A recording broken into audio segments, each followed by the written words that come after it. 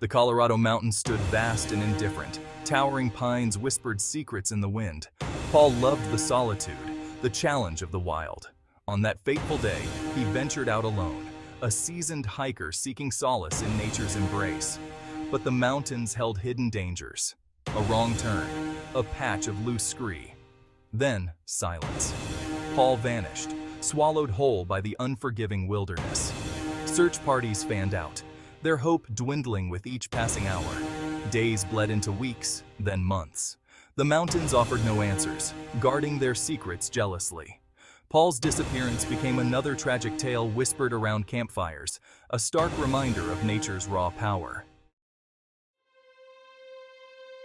Years passed, each one etching the pain of absence deeper into the family's soul. Sarah, forced to confront the unbearable reality, eventually declared Paul legally dead.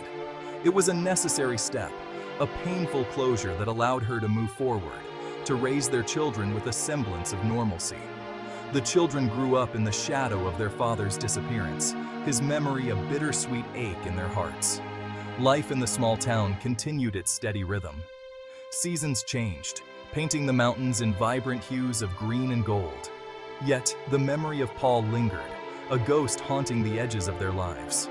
Sarah built a new life, her strength and resilience a testament to the human spirit's ability to endure even the most profound loss.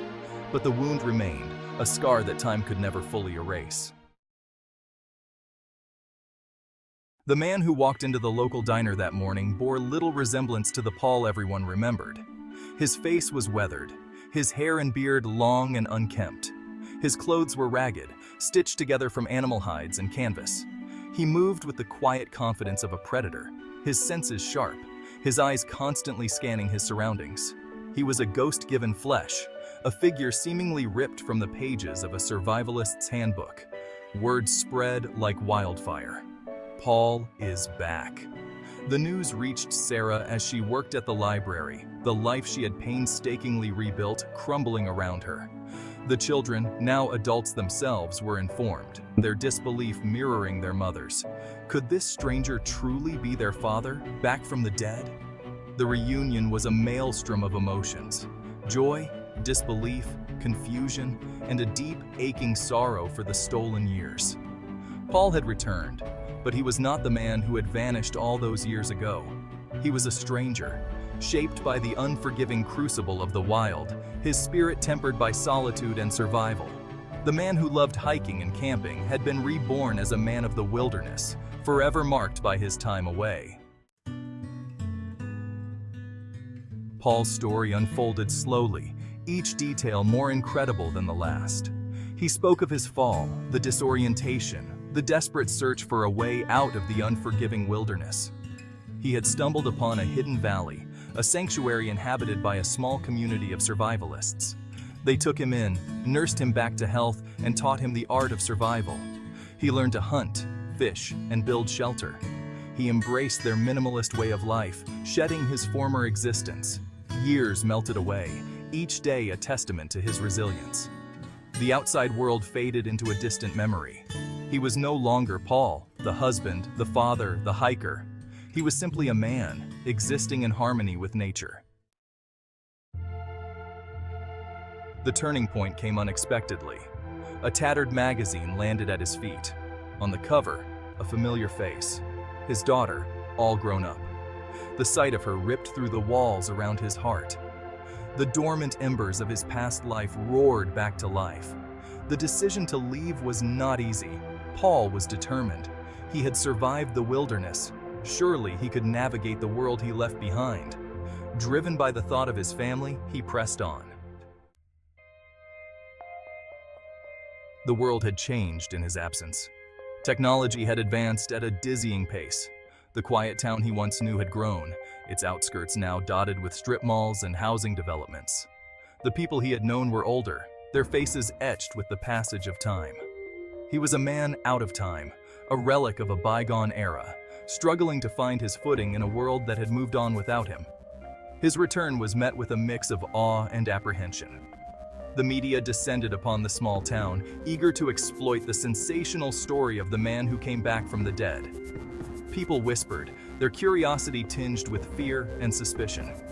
He was a walking mystery, a figure who challenged their perceptions of reality, forcing them to confront their deepest fears and desires. Yet, amidst the chaos and uncertainty, there were glimmers of hope. Sarah, though initially hesitant, couldn't deny the flicker of recognition in his eyes, the faint echo of the man she had loved and lost. His children, though wary, were drawn to him, their curiosity outweighing their apprehension. The reunion with his family was a bittersweet symphony of emotions. Tears were shed, hugs exchanged, stories shared. There was joy, tinged with an undercurrent of sorrow for the years lost, for the memories unmade. They were strangers bound by blood, their lives on divergent paths, now brought together by a twist of fate. Sarah, now a woman in her own right, had built a life without him. She had loved and lost again, the pain of his absence a dull ache that she had learned to live with. His children, now adults with families of their own, had grown up without his guidance, their lives shaped by his absence. The years had created an unbridgeable chasm, a void filled with unspoken words and unshared experiences. Paul struggled to connect, to bridge the gap that time had created. He was a stranger in his own home, an outsider looking in, desperate to be recognized, to be loved. The wilderness had stripped him bare, leaving him vulnerable and uncertain. He was a man reborn, but into a world that no longer had a place for him. The road to reintegration was long and arduous. Paul grappled with the complexities of modern life, the constant stimulation, the pace of technology, the social mores that had shifted in his absence. He was a man out of time, trying to find his place in a world that had moved on without him. Therapy sessions became a lifeline, offering a safe space to process the trauma of his disappearance and the challenges of reintegration. He learned to navigate the complexities of relationships, to rebuild trust, to communicate his needs and desires. He sought solace in nature, finding comfort in the familiar embrace of the wilderness, even within the confines of city parks and suburban backyards. His children, though initially wary, warmed to him gradually. They saw glimpses of the father they had never known in his quiet strength, his love of nature, his gentle spirit. They shared stories of their lives, their triumphs and struggles, their hopes and dreams. He, in turn, shared his experiences in the wilderness, the lessons he had learned, the wisdom he had gained. The bond between Paul and Sarah remained complex, a tangled web of love, loss, and forgiveness. The years had not erased the love they once shared, but they had irrevocably altered the landscape of their relationship. They navigated the choppy waters of their new reality with a mix of trepidation and hope. Their shared history, a source of both comfort and pain. They learned to accept the past, to acknowledge the pain, to forgive themselves and each other. They discovered a new rhythm to their relationship, one built on respect, understanding, and shared history. The love they had for each other, though tested by time and circumstance, had endured, a testament to the enduring power of human connection. Paul's return was a reminder that life is unpredictable, that even in the face of unimaginable loss, there is always hope. His story highlighted the resilience of the human spirit, the power of adaptation, and the enduring strength of family bonds. It was a testament to the importance of cherishing the present moment, for life can change in an instant, leaving us grappling with the weight of what-ifs and if-onlys.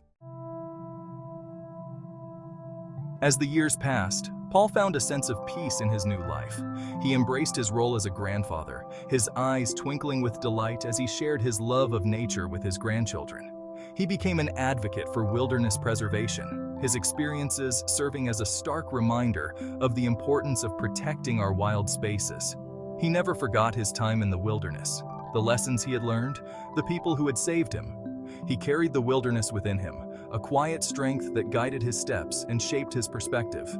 He had returned from the brink of oblivion, forever changed by his ordeal, yet grateful for the opportunity to rebuild his life, to reconnect with his family, and to find peace in the present moment. His story served as a powerful reminder that even in the face of unimaginable loss and the relentless passage of time, the human spirit can endure. It was a testament to the enduring power of love, the importance of forgiveness, and the transformative power of second chances. It was a story about finding hope in the darkness, embracing the unknown, and discovering that sometimes the greatest journeys are the ones that lead us back home.